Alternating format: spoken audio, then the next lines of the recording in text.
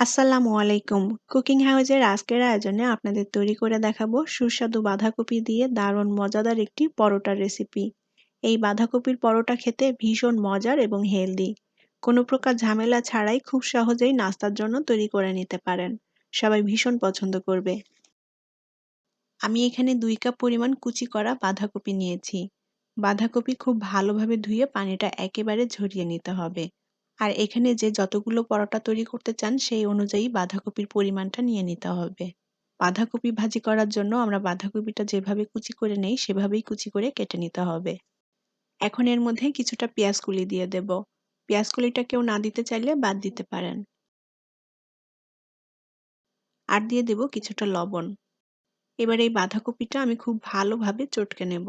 আর লবণ দিয়ে বাঁধাকপিটা এভাবে একটু চটকে নিলে বাঁধাকপির মধ্যে যে এক্সট্রা পানি আছে সেই পানিটা ভালোভাবে বের হয়ে আসবে।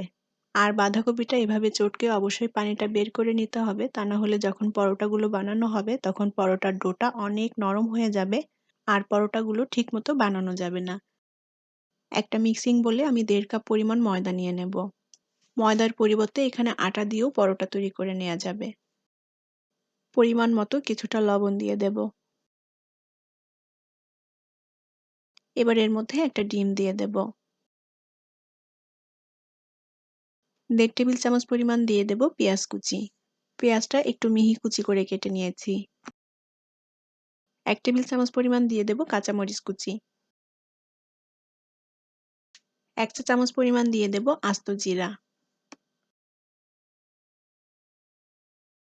এবার দিয়ে দেব কিছু ধনিয়া পাতা কুচি। এখন যে বাঁধাকপিটা আমি চটকে নিলাম এই বাঁধাকপিটা নিয়ে এইভাবে চিপে পানিটা ভালোভাবে বের করে নিতে হবে। সবটুকু বাঁধাকপির পানিটা ভালোভাবে চিপে নিয়েছি। এখন ময়দার সাথে সবকিছু ভালোভাবে মেখে ডোটা তৈরি করে নিতে হবে। আর এই ডোটা মাখানোর জন্য এখানে কিন্তু কোনো এক্সট্রা পানি লাগবে না। বাঁধাকপি আর যে ডিমটা দিয়েছি এটা দিয়েই এই ডোটা খুব ভালোভাবে মাখা হয়ে যাবে। তারপরও যদি কারো কাছে ডোটা শক্ত মনে হয় সেক্ষেত্রে সামান্য পরিমাণ পানি অ্যাড করতে পারেন, তবে পানির পরিবর্তে ডিম দিলে ভালো হবে। ডোটা আমি একটু ভালোভাবে মেখে নিয়েছি। এখন এর মধ্যে আমি 1 টেবিল চামচের মতো রেগুলার রান্নার তেল দিয়ে দেব। তেলটা দিয়ে খুব ভালোভাবে ডোটা মথে নিতে হবে।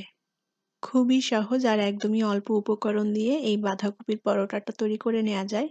আর এই পরোটাটা খেতে কিন্তু খুবই টেস্টি এবং হেলদি। সকাল অথবা বিকালের নাস্তার জন্য তৈরি করে নিতে পারেন। ডোটা আমি খুব ভালোভাবে মথে নিয়েছি। আর এই ডোটা রেস্টে রাখার দরকার নেই, সাথে সাথেই পরোটাগুলো তৈরি করে নেওয়া যাবে। আমি ডোটাকে কয়েকটা ভাগে ভাগ করে নিয়েছি। এখন একটা ভাগ নিয়ে আমি পরোটাগুলো তৈরি করে নেব।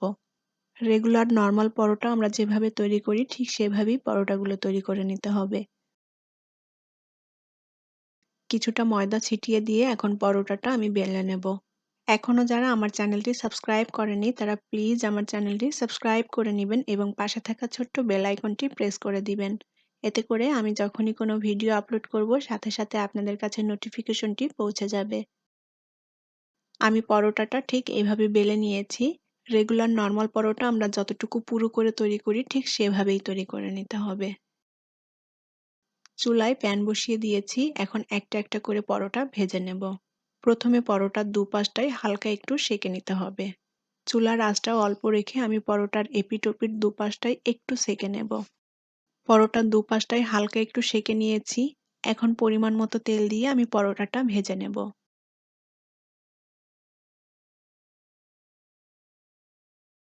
পরোটাটা একটু লালচে পোড়া পোড়া করে ভেজে নিলে খেতে ভালো লাগবে। তবে এখানে আপনাদের পছন্দ মতো কালার করে পরোটা ভেজে নিতে পারেন।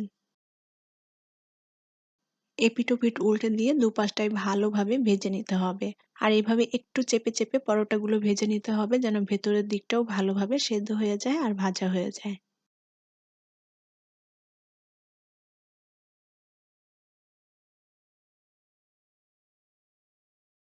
আমার পরোটাটা ভাজা হয়ে গিয়েছে আর আমি এইভাবে একটু লালচে পোড়া পোড়া করে পরোটাগুলো ভেজে নেব। তৈরি হয়ে গেল সুস্বাদু বাঁধাকপি দিয়ে দারুণ মজাদার, টেস্টি এবং হেলদি বাঁধাকপির পরোটা। গরম গরম এই বাঁধাকপির পরোটাটা সবজি, ডিম ভাজি বা যেকোনো মাংসের সাথে পরিবেশন করতে পারেন। আপনারাও বাসায় রেসিপিটা ট্রাই করে দেখবেন, খুবই ভালো লাগবে খেতে।